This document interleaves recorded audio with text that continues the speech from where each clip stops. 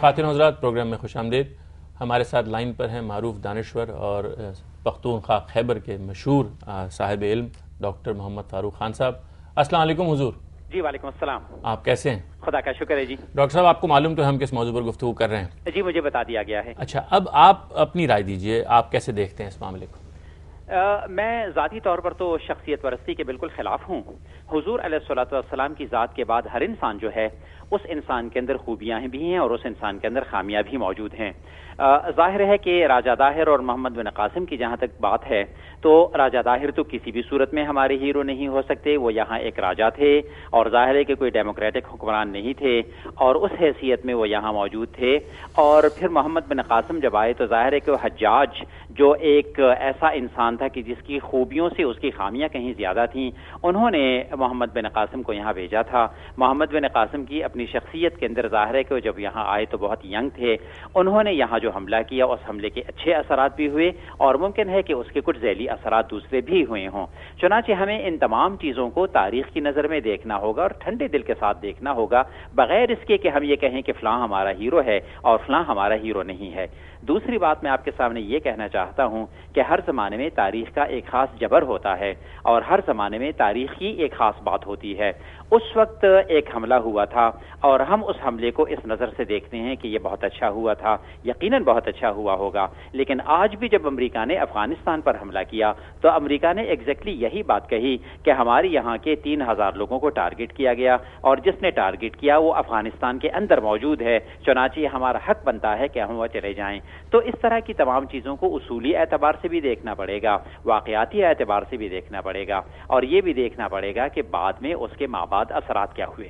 Doctor صاحب، ایک بات تو حاجی عدیل صاحب کی ڈاکٹر صاحب وہاں محمد بن قاسم کے ہاں ریزن کون سی تھی 3000 والی؟ وہاں تو کسی نے حملہ نہیں کیا تھا وہاں پر۔ وہ ایک جہاز کا آتا ہے نا، وہ جہاز آ رہا تھا، اس میں کوئی خواتین تھیں، وہ انہوں نے روک لیا تھا، حجاج نے تاجروں کا۔ جی تاجروں کا، وہ ایک ہے تو بیک گراؤنڈ اس کی بیان کی جاتی ہے۔ لیکن ڈاکٹر صاحب میں آپ سے بھی پوچھنا چاہتا ہوں کہ ایک پہلو سے تو حاجی عدیل صاحب نے جو فرمایا اس میں وزن اس طرح سے ہے کہ جیسے نبی کریم صلی اللہ علیہ وسلم نے فرمایا کہ اگر تمہارے گھر پر کوئی حملہ آور ہو یا تمہارے مال پر کوئی حملہ آور ہو تو تم اس کو بچاتے ہوئے اگر جان دے دو تو یہ ایک اعزاز کی بات ہے۔ تو اگر کوئی شخص اپنی دھرتی کی حفاظت کی خاطر کوئی ایک کاز رکھتا ہے تو یہ تو اس حد تک تو پریز کرنے کے لائق ہے نا، اس میں تو کوئی اعتراض کی بات نہیں۔ ظاہر ہے کہ یہ بات جو آپ نے کہی ہے اس اعتبار سے ٹھیک ہو سکتی ہے، لیکن اس کا ایک اور بھی پہلو ہے اور دوسرا پہلو یہ ہے کہ اگر محمد بن قاسم یہاں آئے تھے اور راجہ داہر سے انہوں نے ان تمام چیزوں کا مطالبہ کیا تھا تو راجہ داہر کو اس وقت کہنا چاہیے تھا کہ آئیے ہم آپس میں گفتگو کے ذریعے سے اس بات کو حل کرتے ہیں، ہم آپ کو تاوان جنگ دینے کے لیے تیار ہیں، ہم آپ کو ان تمام لوگوں کا جو بھی ان کا فدیہ ہے وہ سب دینے کے لیے تیار ہیں۔ ظاہر ہے کہ اس طرح کی کوئی بات نہیں ہوئی اس وقت۔ ٹھیک ہے، بہت شکریہ ڈاکٹر صاحب، آپ کی گفتگو سے ہمیں بہت رہنمائی ملی۔ اب ہم آگے بڑھاتے ہیں۔ اچھا، اس میں میرا خیال سے پورے مسئلے کو چونکہ ہم بالکل ایک ہی نقطہ نظر سے دیکھتے ہیں تو سمجھ نہیں پاتے۔ جی، ایک تو محمد بن قاسم پہلا عرب نہیں تھا جس نے سندھ کے اوپر حملہ کیا، صحیح، اس سے پہلے بھی یعنی کوششیں ہو چکی تھی، کامیاب نہیں ہوئے تھے، لیکن ظاہر ہے کہ محمد بن قاسم کے آتے آتے صورتحال ایسی تھی کہ جس میں کامیابی ہوئی۔ دوسری بات یہ ہے کہ جب حجاج نے ولید سے کہا ہے اس حملے کے بارے میں تو وہ اس بات پہ تیار نہیں تھا کہ اس کے اندر بہت زیادہ یعنی فائنینسز کی ضرورت ہوگی، دور کی مہم تھی۔ ہاں، دور کی مہم ہے، فائنینسز بہت ہوں گے، لیکن حجاج نے بہرحال اصرار کیا اور یہ مہم ہوئی۔ اور جب ملتان فتح ہوا ہے اور یہاں سے کافی دولت ملی ہے تو محمد بن قاسم کا خط ہے جو اس نے حجاج کو بھیجا کہ جتنا اس مہم پہ خرچ ہوا تھا اس سے دگنی یہ میں دولت بھیج رہا ہوں اور راجہ داہر کا سر منافع میں ہے۔ تو آپ دیکھیں کہ ان ساری اس قسم کی مہمات جو ہوتی ہیں ان کے پیچھے توسیع سلطنت ہوتا ہے، اس کے پیچھے دولت ہوتی ہے، اس کے پیچھے اپنے سیاسی عزائم ہوتے ہیں۔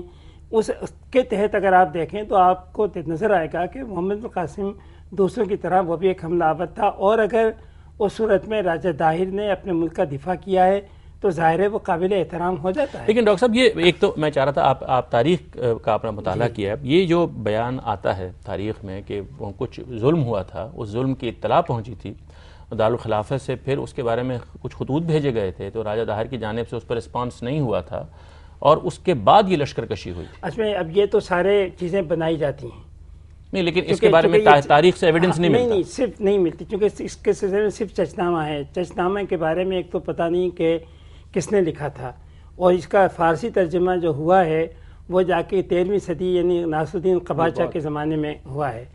اگر چشنامے کا جو متن کا تجزیہ کیا گیا ہے تو اس سے پتہ چلا ہے کہ بہت سی باتیں یعنی ترجمہ کرنے والے نے اپنے زمانے کی اس کے اندر لکھ دی ہیں. مثلا ایک واقعہ جو ہے کہ محمد بن قاسم کو گائے کی کھال میں سلوا کے بھیجا.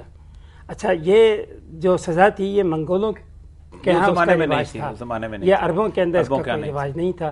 یہ مشہور بات ہو گئی ہے. اسی طریقے سے بہت سی انہوں نے انتظامی عہدیداروں کی, داروغہ کی, فلاں کی اصطلاحات استعمال کی ہیں جو اس زمانے میں تھی, عربوں کے زمانے میں نہیں تھی. تو اگر آپ متن کا تجزیہ پوری طریقے سے کریں تو آپ کو نظر آتا ہے کہ کہاں مطلب کہ کچھ چیزوں کو داخل کیا گیا ہے اور کہاں کچھ چیزیں جو ہیں وہ واقعات ہیں. تو تشنامہ خود ایک طرح سے مکمل تاریخی دستاویز جو ہے وہ نہیں ہے, اور ہم علمی طور سے آج اس کا جائزہ نہیں لے پائیں گے کیونکہ خصوصاً ترجمے سے نہیں لے سکتے سر. ترجمے میں تو بہت کرتے ہیں کہ سر سارا مسئلہ یہ ہوتا ہے کہ آپ کسی شخصیت کو ناپنے کے بعد دنیا ساری انویڈرز کی تاریخ ہے, ہرڈز کی تاریخ ہو, باقی ہو, جو بندہ وہاں سیٹلڈ ہوا اس نے کس قسم کی صورتحال اور کس قسم کا اس کے اپنے ایکٹس کیا تھے, اس نے یہاں پر کیا ڈیلیور کیا. نوشیروان عادل جو ہے یہ اپنے کو 17-18 بھائیوں کو قتل کر کے اپنے سارے خاندان کو تہ تیغ کر کے ایران پہ حکمران ہوا ہے. آج نوشیروان عادل ہے, اس نے ڈیلیور اور کیا کیونکہ اس وقت رواج تھا. یہ سارے مغل جو ہیں شاہ جہان سے لے کے پر شاہ جہان جس کو ہم بڑا تاج محل کا بناتے ہیں اس نے کیا کچھ نہیں کیا. صحیح, بہت ظالم ترین انسان تھا. جہانگیر نے, عالمگیر نے, سب نے کیا. لیکن مسئلہ یہ ہے کہ انہوں نے ڈیلیور سسٹم آف ڈیلیورنس کیسا تھا. مسئلہ سارا یہ ہے کہ اس بر صغیر کے اندر جتنے اثرات ہیں سارے انویڈرز کا, اس کو آپ سینٹرل ایشین کہتے ہیں, خواہ اس کو آپ کوئی اور کہتے ہیں, آج آپ کو پریڈومیننٹ ان کی ساری تہذیب نظر آتی ہے. اتنا زیادہ انفلوئنس تھا. آپ کی شلوار قمیض وہیں سے آئی, ٹھیک ہے, آپ کا بریانی, آپ کا کوفتہ, آپ کا کباب, آپ کا پلاؤ, یہ ٹھیک ہے. اب میں یہ دیکھیے نہیں, میرا خیال سے تھوڑا سا اگر ہم سندھ کے اوپر اپنی توجہ دیں کہ جیسے عربوں کی فتح, کہ ایک تو سب سے بڑی بات یہ ہے کہ محمد بن قاسم نے آنے کے بعد یہاں پر کوئی بہت انقلابی تبدیلیاں نہیں کی تھیں یہاں کے سماج میں. مثلا جو یہاں پر برہمن کاسٹ کا جو درجہ تھا وہ اس نے ان کو رکھا. یہاں پر جو نچلے طبقے کے لوگ تھے جو اس وقت جاٹ کہلاتے تھے, ان کے بارے میں یہی تھا کہ ان کو اسی طریقے سے رکھنا چاہیے. سر ایک چیز اس کے ساتھ ایک چیز آئی ہے, اورنگزیب عالمگیر اس کے ساتھ محمد بن قاسم کے ساتھ جو صوفیہ اس سارے علاقے کے اندر آئے ہیں. نہیں وہ بہت بعد میں, وہ میرے خیال میں وہ الگ سادات تو آئے ہیں نا, لیکن تاجر بھی آتے رہے, صوفیہ بھی آتے رہے, اب بہت بعد میں آئے ہیں. لیکن اس سے پہلے جو عرب کے سندھ کے علاقے کے اندر بنو عباس کے دور میں آنا شروع ہو گئے تھے. ایک منٹ ہم ذرا مکمل کریں. اور لیکن میں تھوڑی سی بات مکمل کر دوں. یہاں پر اس سے پہلے کچھ لوگ باقی آئے تھے الافی قبیلے کے, ورنہ یہاں پر اس سے پہلے نہ تاجر تھے نہ یہاں سر. محمد قاسم کے 20-25 سال بعد خلافت بنو امیہ ختم ہو گئی ہے, ٹھیک ہے نا. اس کے بعد ان کا زوال, اس کے بعد بنو عباس کے زمانے میں وہ لوگ آنا شروع ہوئے ہیں آہستہ آہستہ, چھوٹے چھوٹے جو سادات یہ جو اچ سے پہلے کی جو انڈس کے اندر آئے. انہوں نے ایک کام کیا پورے بر صغیر کے اندر. بر صغیر کی جو تہذیب تھی, ہندو راجہ دائر کی تہذیب, دنیا کی وہ واحد تہذیب تھی جو کلر کاسٹ کریڈ کے کاسٹ سسٹم کے اندر اس طرح استوار تھی پوری طرح. ایک انسٹیٹیوشن ہے ان کا, اور وہ انسٹیٹیوشن تھا لنگر کا.